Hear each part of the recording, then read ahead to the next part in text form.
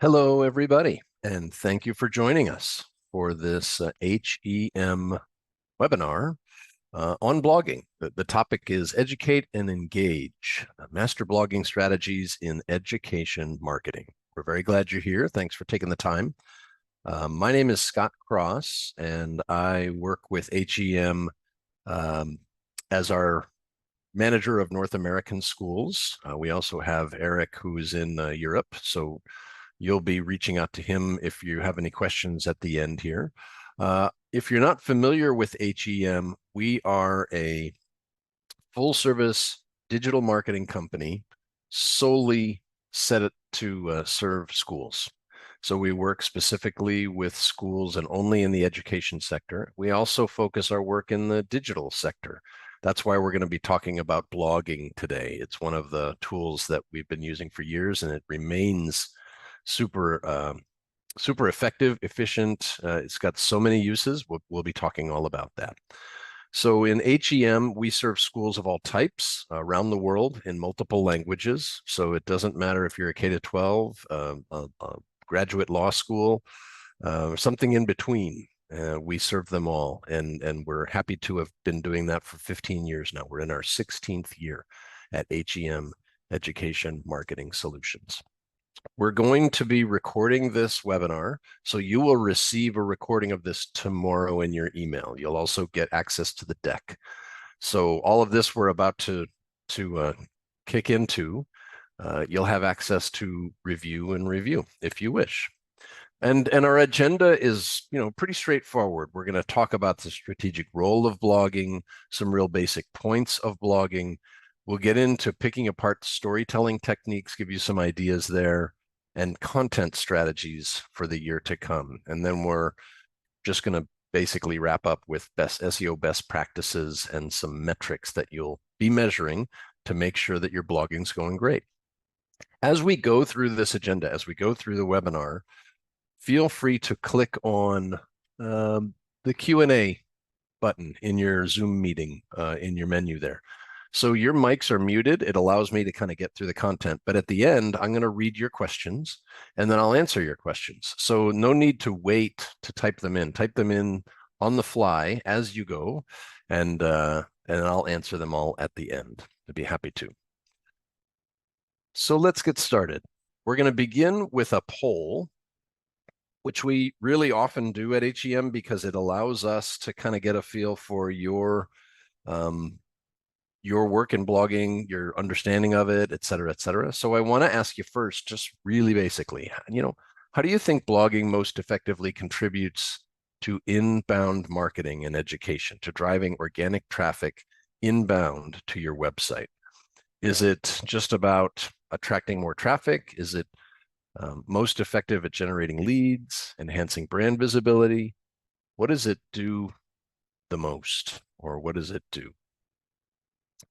And we've got votes coming in. Your votes are anonymous, so we appreciate your engagement. Votes are still flying in. Thank you all for being here. Glad you were able to make it. And we still got a couple of votes clicking in. Okay. So what we're seeing here is, and by the way, the answer really, that there isn't a wrong answer, but the right answer is all of the above. It's E. It's interesting to see a lot of you choosing attracting more traffic, which is awesome, honestly, because that's a real point we don't often hear from schools, that you understand that. But this audience, as I understand it, and you get it. So thank you for that. But blogs really can do all these things, and so we're gonna. Oh, I guess I didn't share the results, or maybe they're out there now. A majority of you said all of the above. You also had a whole lot of you, I guess an even amount, at attracting more traffic. So it really is about all those things. So we're going to break it down and talk about how blogging can really run this entire circuit. Yes, it enhances communication. It's very much an SEO vehicle. So let's talk about that a great deal today. And in doing so, you're attracting organic leads. In doing so, you're community building because you're bringing new people under your roof into your website. It's also a real opportunity to showcase thought leadership, and it's a way to get the conversation started, right? To encourage that engagement. If you take one piece home with you after this, it really should be that blogs are an SEO vehicle. They're an SEO tool. They can help your website become more visible in Google search results, or whichever search results really, because it's going to help you by including keyword-rich content on your website. So you're looking at keywords that are in the blog, in the image on the right, so they're in the description of the blog within Google search results. They're directly matching what someone searched for. So that's the big idea here, is to put yourself in a position of answering that inquiry's question.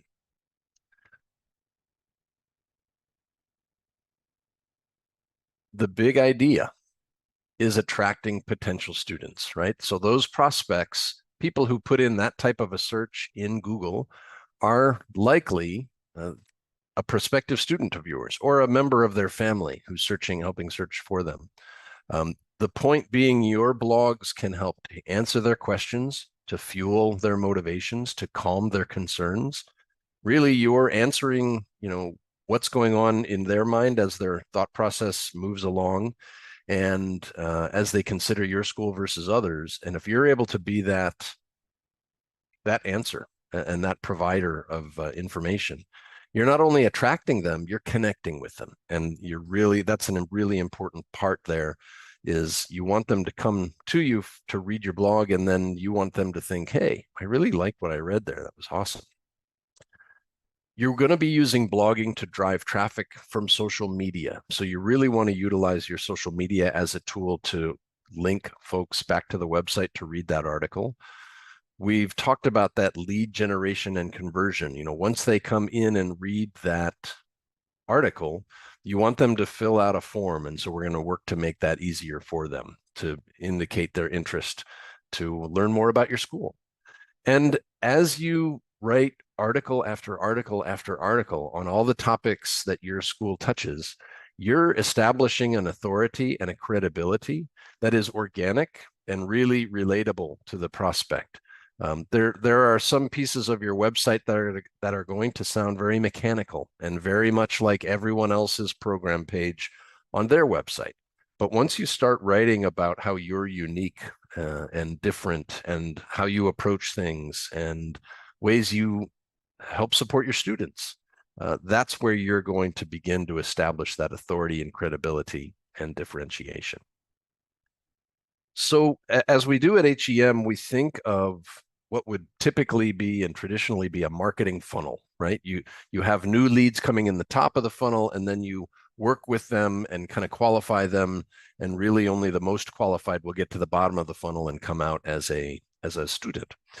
We also want to apply that through the typical stages in the journey, from a prospective student's first inquiry at the top, awareness, and then enrollment or application at the bottom. And blogs play a role in each of these stages. So at the awareness stage, really, you're looking to attract your audience. Just as we've said, you're there to answer the questions they're typing in. In consideration, you're helping engage here by providing detailed content about your programs, your unique educational opportunity.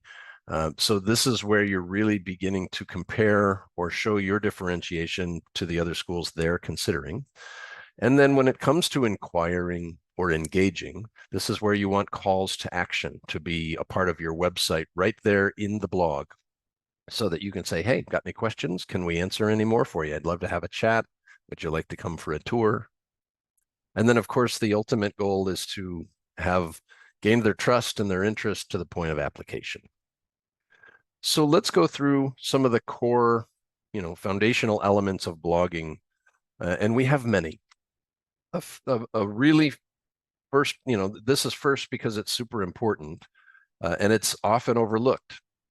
You want to determine the goal of your school's blog. Doesn't have to be the same as any other blog you've seen elsewhere. You want to define what's a blog going to do for you and your school. And not only define it in your mind, but write it down. And I've underlined really kind of the key phrase here in terms of, or phrases that define, what's this blog gonna be? And what is it going to be used for? This is going to be important because you're going to want to match, you're probably going to have people pitch you ideas for blog topics, and you want to be able to hold it up to this measure to see if it fits. So this is going to be really helpful to keep you steering in the right direction. Of course, you want to also identify your target audience, and we do that by defining what we call audience personas. We find the typical person or type of person who would apply, enroll, and be just loving their time as a student with us. You may have more than one persona. You may have 2 or 3 different types of people who fit really, really well and are, historically, time after time, really great students. You want to define their background, each one of them, each group. So that's education, age, etc. You also want to get into their motivations. Why do they want to attend your school? What is it they want to do after they get that degree, diploma, certificate? And you also want to get into what are their questions, their concerns, their hurdles, what's getting in the way of them deciding. Each persona you might find has some pretty unique aspects to each of those questions. So you want to define those and understand your audience in that regard. You also want to work to define your voice. And I don't mean you personally, but what is the voice of the blog? What is the voice of the school? You want to understand and define the preferred tone, the writing style, and are there words you particularly want to use to describe your school? Are there words you particularly don't want to use? Very important. And you're also going to go kind of deeper into the more technical aspects of SEO keywords, SEO titles. What are all the things we're going to want to have associated with us in SEO as well? So it's kind of part of developing that mission and role of the blog. What is the voice of this blog going to be as well? It'll keep it consistent and relatable to the user. A really underused and underrated tool here is a content calendar. It's critical because I can tell you from the point of view of being the director of marketing and communications at a school, there's nothing easier not to do than write your blog. There are so many things that come up in a day. It's the first thing I'm ready to say, oh, I'll write that later. I'll get to that later. And then you're off and you're doing everything else that you need to do. The content calendar helps you to stay in that structure. And it's difficult. I give you that because there's so much else going on, but it also helps you to really see the various titles and topics you're writing about so that you can really plan out, whether it's once a month or once a week, you're writing about different topics, and over the course of a month, a variety of topics, or over the course of 6 months, you're really touching on a variety of topics. Maybe it's time to go back to that same topic again because you haven't written about it in a while. This really helps you to track that. And also your keywords that you're going to associate with each blog. Perhaps there are some matching URLs that are hyperlinks within your own site that you want to have linking. It also gives you a place to take notes of where are the resources you're going to reach out to in terms of writing these answers. And kind of like we defined the things to do and the calendar aspect of it, at the bottom you see the dates and everybody's roles. Who's the author? Who's the editor? Who's the publisher? And where are we in the stages of writing, drafting, editing, reviewing, and publishing the blog itself? So this is a great example. Again, you'll get this deck tomorrow and you'll get this recording. So you'll have this in your email to refer back to, and it's a really useful tool when it comes to just sticking with the plan. You have a real opportunity. A lot of what we're talking about will be words, right? Keywords and writing. But I want you to think about the relevant images, graphics, and videos that you have already maybe in your library, things you've already shot, you've already put on social media, maybe they're already on your website. Just because they've been put out there once doesn't mean they're done.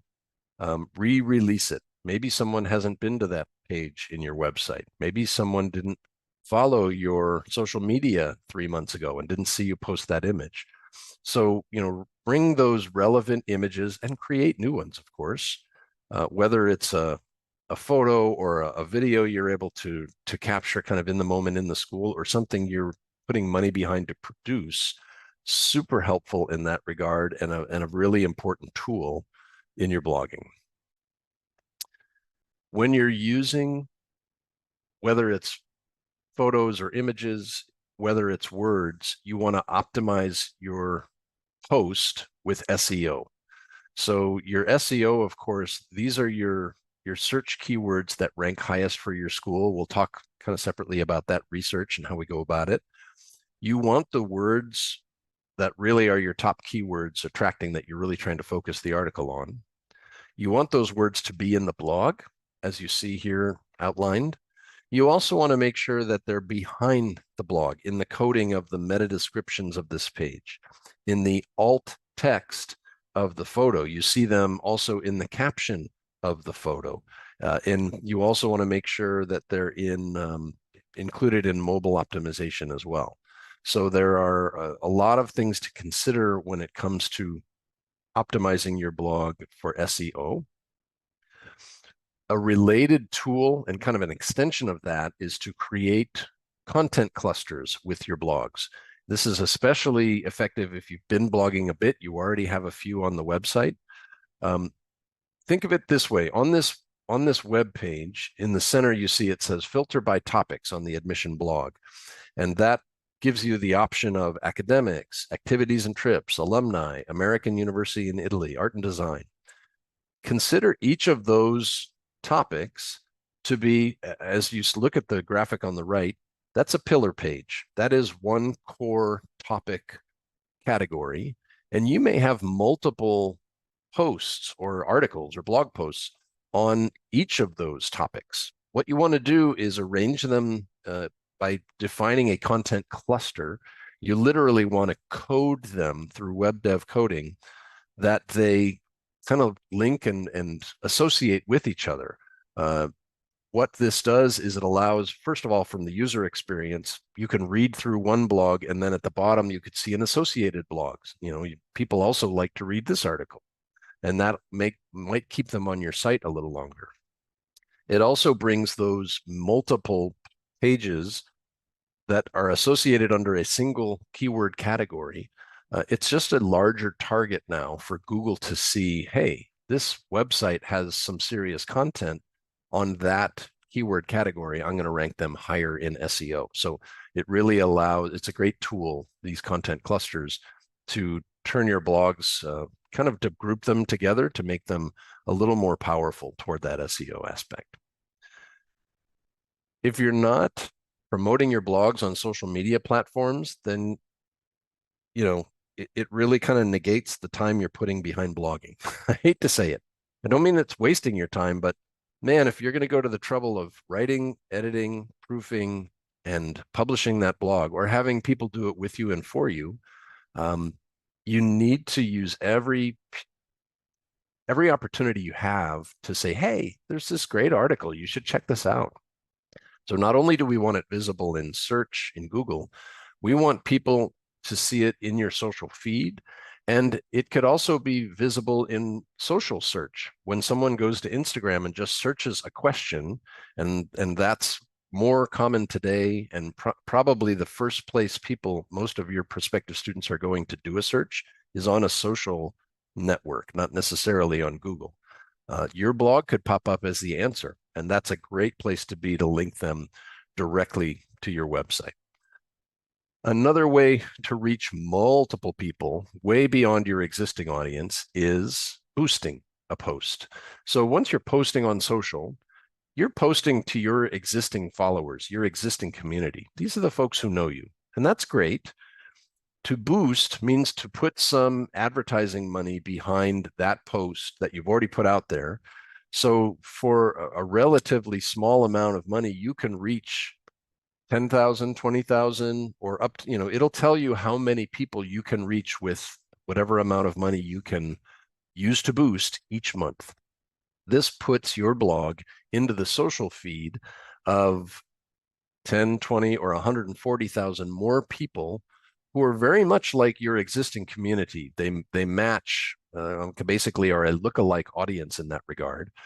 And this puts you in front of that many more people who don't know you yet. So boosting is an important tool to have working for you.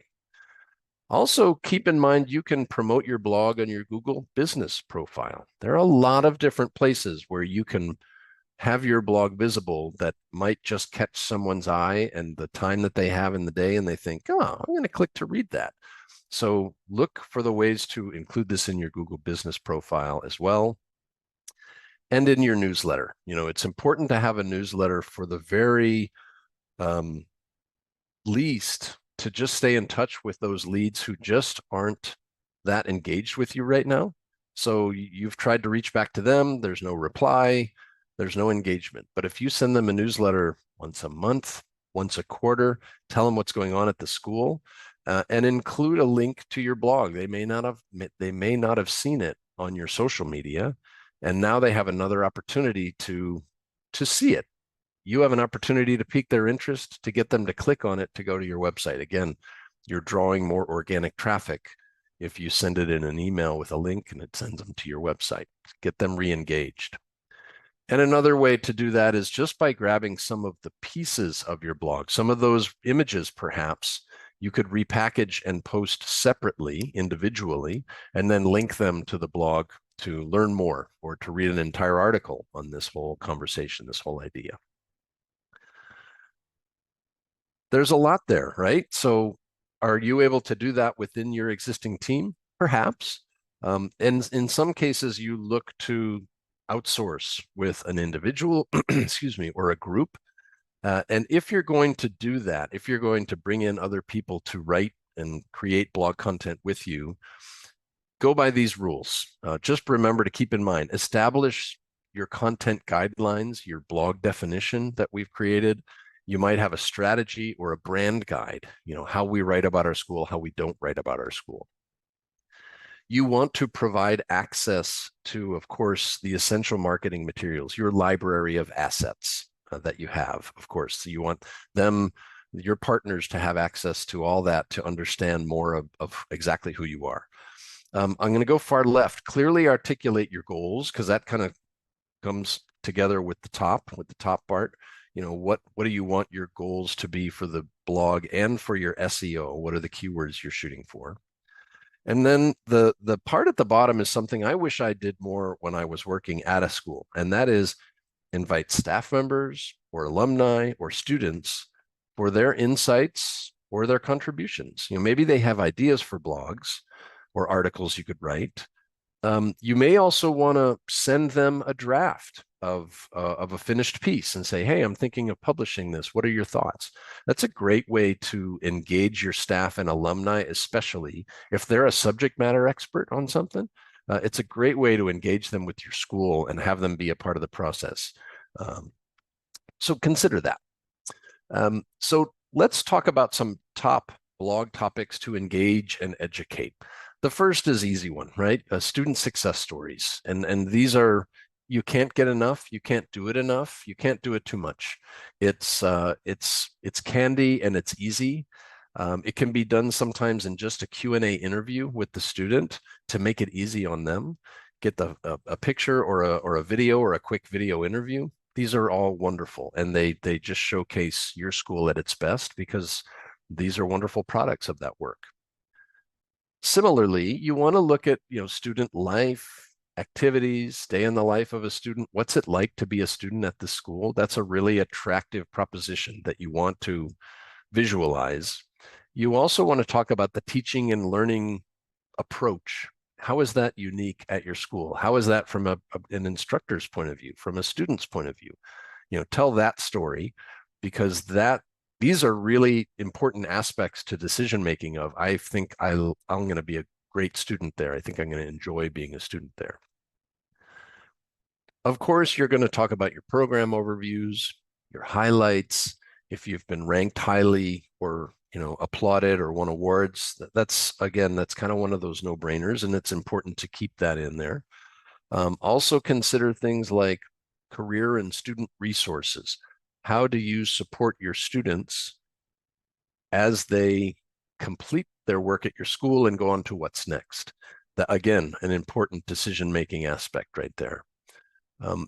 Another one, especially in the past few years, is well-being resources. How do you support your students um, through their time as a student? It's not easy. Perhaps they're really stressed. They're super busy. Um, there are all kinds of aspects of student life that you're serving as a school to help their well-being, right? So you can talk about that, and that's the kind of thing you should be proud to talk about, and it's the kind of thing that students are looking to understand. Maybe some schools aren't talking about it, and your prospective student might think, well, if that school's not talking about it, perhaps they're not doing it. And so if you are talking about that, that's a feather in your cap. It's a reason they're going to maybe start a conversation with you and not them. And then, of course, student advice. And this goes into, that thought leadership and that trusted resource. Who do you have on your staff that can help you to write this piece and help your students move forward after school? All right, time for poll number 2. So we want to know how many more leads do companies with blogs generate monthly compared to those without blogs? So we know blogs are designed as a lead generator, but just how good are they statistically? It's your turn to vote. It's anonymous voting. Please engage. I want to know how many how many more leads do you think a company gets when they blog versus not blogging? The votes are pouring in. I love it. All right, I think we're done. So let's share these results. And what we're seeing here is a majority of you thinking toward the high end. The answer is 67, which is really eye-opening. It's not necessarily what you might think, but it's huge. So, and I want to kind of use this opportunity to say blogs were huge 10 years ago, right? They were basically trending, if you will. And today people might think, no, I don't know, blogs, that's so 10 years ago. But I'm here to tell you it's today, man. And it's really an important part of a good SEO strategy because it's a lead generator. So let's talk more about how we can get that going. And we're going to begin with storytelling techniques. The first, again, is kind of the easier and initial touch. You might go into personal narratives to tell the story of an individual who's doing great things at your school. Again, this can be done through an interview and then you write the story. This could also be done if the student is crazy busy or maybe a little hesitant. It can be in a Q&A format. I mean, this one is pretty much in a Q&A format where the bold is a question and then she writes her answer. That's also really a great storytelling technique because it's in her words completely. You may edit in some SEO keyword phrases, and that's something you're going to want to do in this kind of a stage when you're doing an interview, because you're going to want to include your SEO keywords if she didn't use them in her answers. But you'll do that through the editing process, make sure she approves of all that.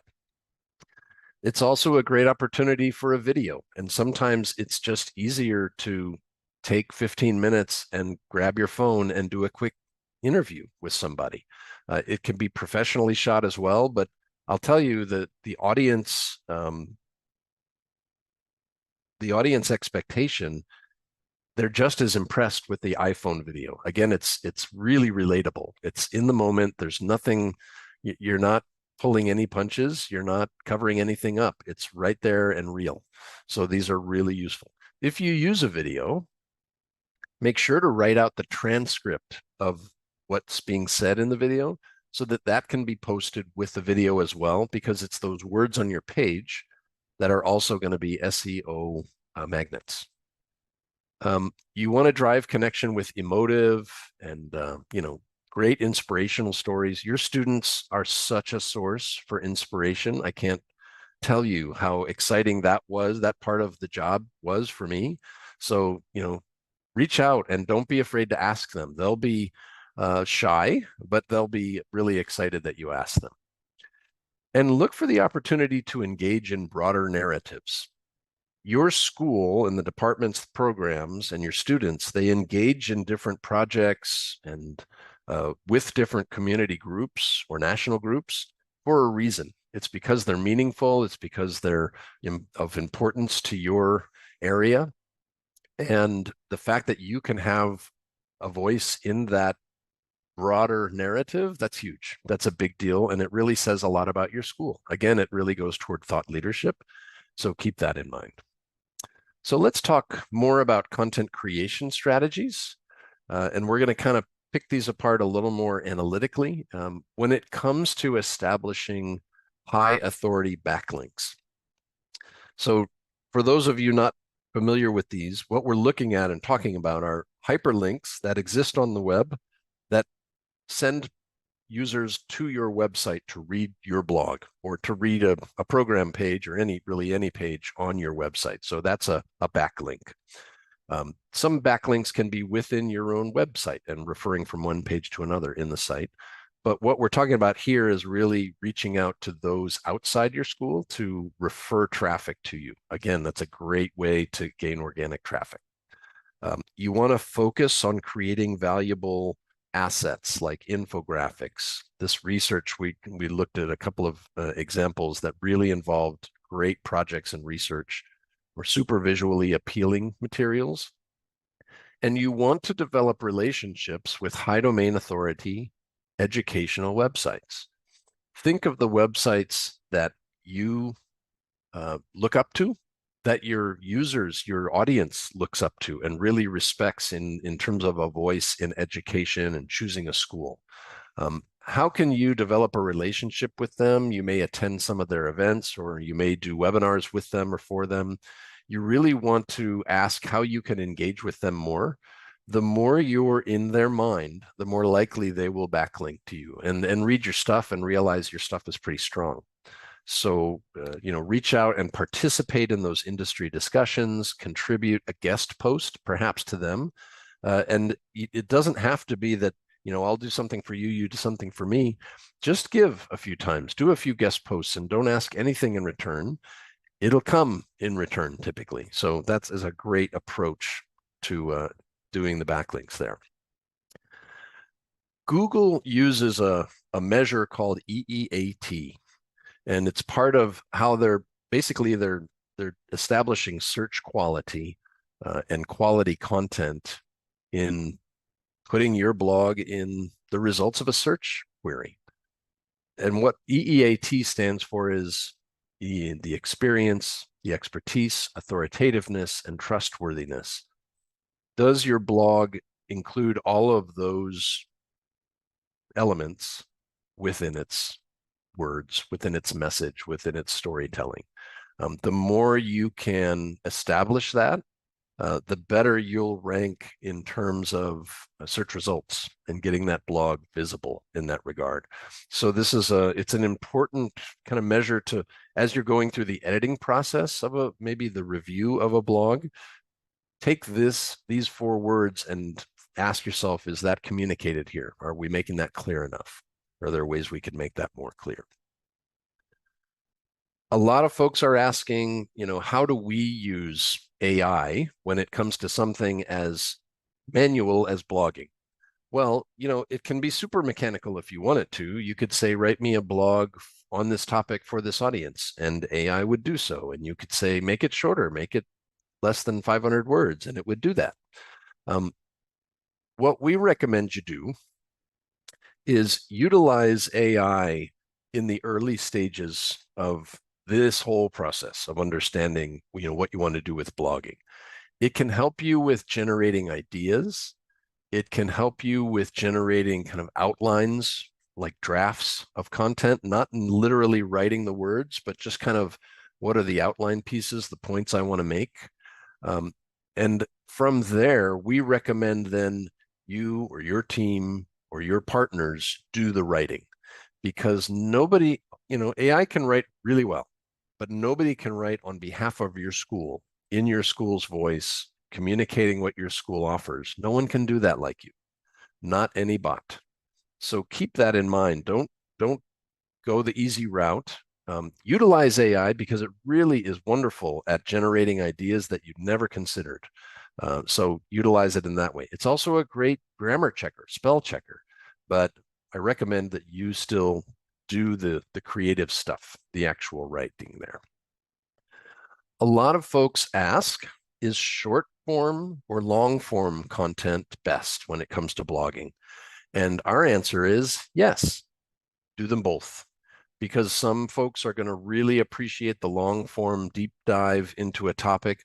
Others are going to only have time for a quick hit, and you'll have answered their question in that regard. So mix it up, shake it up in that regard. We've talked about content clusters and the optimization they work for there, so I don't have to go too much deeper there. It really creates, again, it's not only an SEO tool to make your target bigger on your website of, hey, show us on the search results. It's also a great user aspect of connecting these links. So if they read article A, you might say, hey, we recommend that you read this next. So now let's get into some SEO best practices. And it really begins with that keyword research and SEO fundamentals. You can use tools like SEMrush or Moz or your Google Search Console to define these top, like what you see in the top graphic is kind of showing the top ranking keywords for my program category or school category. Take those words, integrate them into your blog titles, your headers, your meta descriptions, really throughout. So that's an important piece, but it begins with the research. Don't just guess what your top keywords are. And when you implement them into the writing, also remember it's important to have those keywords implemented into the back end of the blog. The titles of the page, the headers, the meta descriptions, and the alt tags within your images or the captions of your images. There are lots of different places you want to post these SEO keywords so that Google sees them both in the content and in the back end data. You can geo-target by actually, calling out specific countries, provinces, different regions. If you know that that's an attraction or something you have in common with a target audience, write about that and use those keywords within your content and again in the metadata. When it comes to analyzing the metrics, like how do we know this is working? We want to give you a couple of places to check. The first is in your Google Analytics, and these are in the analytics data of your website metrics, right? Who's visiting your website this week, this month, this year? Where are they coming from? And the key metrics in your Google Analytics are your traffic sources. By that, we want to understand, for example, you start an e-newsletter that you hadn't had before because you saw it today and you thought, you know what, let's do that. I want you to go into your traffic sources in 2 months, 3 months after a few newsletters go out and see if you're getting traffic from the links in your emails or e-newsletters. So it's important to work to track that. Same goes for Facebook, Instagram, wherever you're going to place in social media any links to your website. You want to see if those are working and if they're driving traffic to your website. You also want to track that traffic's behavior flow. Did they read one blog? Did they read 3? And then I'm going to jump all the way down to conversions. After reading a few blogs, did they fill out a form? So what we recommend is having the call to action form, contact us, have a chat with us. Have that in the margin of your blog on the right-hand side. First name, last name, email, phone, and that's all they need to do to inquire.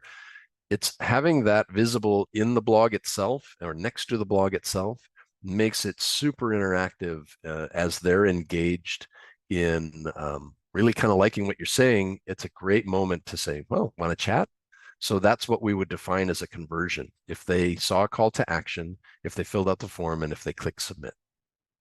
And then you want to track their time on the page. Did they read multiple pages, or did they just hop out before 30 seconds was up? And that's what you want to check on your bounce rate. In terms of social media, those are pretty straightforward, right? You want to see your engagement rates, and it's maybe the ones with the highest engagement that you want to boost. Also with click-through rates, how many clicks went through to your website from that social post? And then you want to, as you boost especially, have you grown your community, your number of followers? So crazy important there. All right, so we've gone plenty long enough. I'm going to leave the key takeaways just up here as I remind you, first of all, that you will receive this recording tomorrow in your email. So you'll get a recording of the webinar. You'll also get the deck. So you'll have access to these slides. So that answers that question. And while I'm answering questions, I'm interested in having you type in any questions you might have in the Q&A prompt for the Zoom meeting. I have one question already in here, so please bring another as I answer this one. So, and this is a fun and big broad one. Do you have any advice on prompts to use for ChatGPT? So first of all, one thing we understand really well at HEM is that every school is different.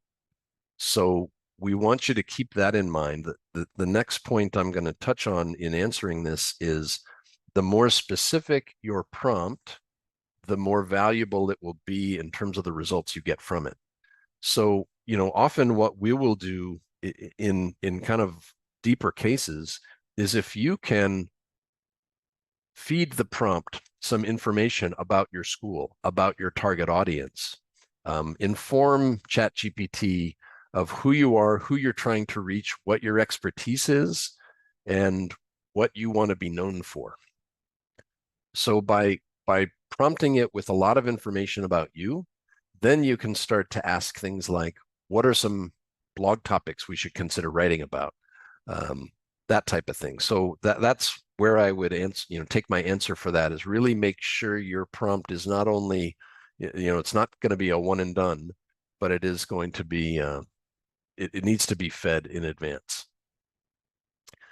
Is it still popular to call your blog a blog? Is that considered old-fashioned? Should the blog have a different name like news? You know what that's a great question, Maria. And though I've never heard anyone really scoff at the term blog, I get it, right? Maybe it's that unstated disrespect that the word blog might have. We've never heard that.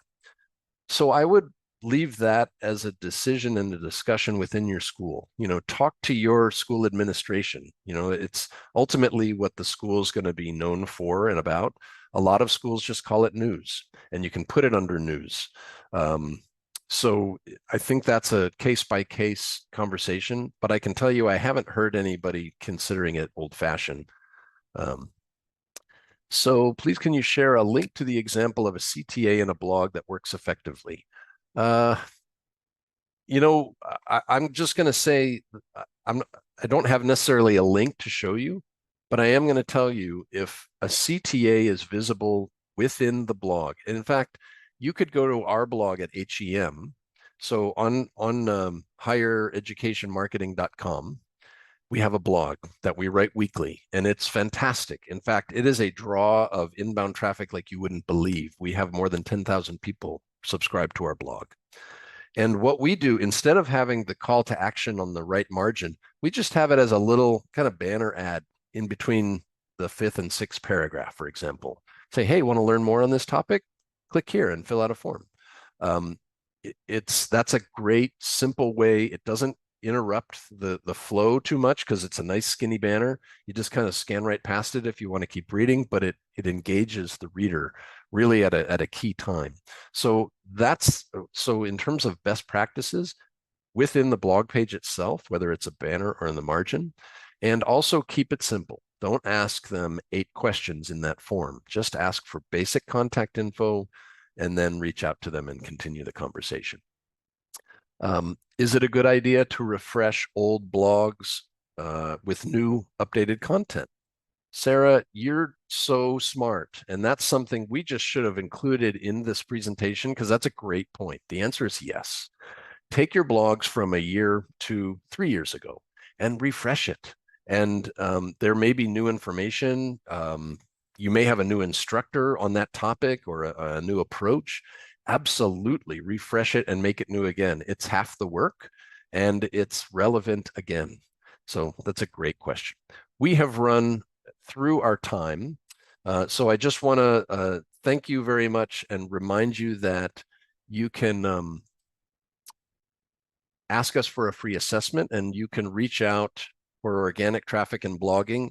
In your case, you'd want to reach directly out to Eric. He's in Europe and he's the primary contact who can answer for the questions about this, but also get you involved and provide that free assessment of your organic traffic draw of your website, your blogging or news article writing, whatever it may be on your case. So with that, I really thank you for everyone being here, for staying. Hope you found it useful and hope you reach out to HEM and we can be a resource for you in the future. Have a great rest of your afternoon. Thank you. Bye.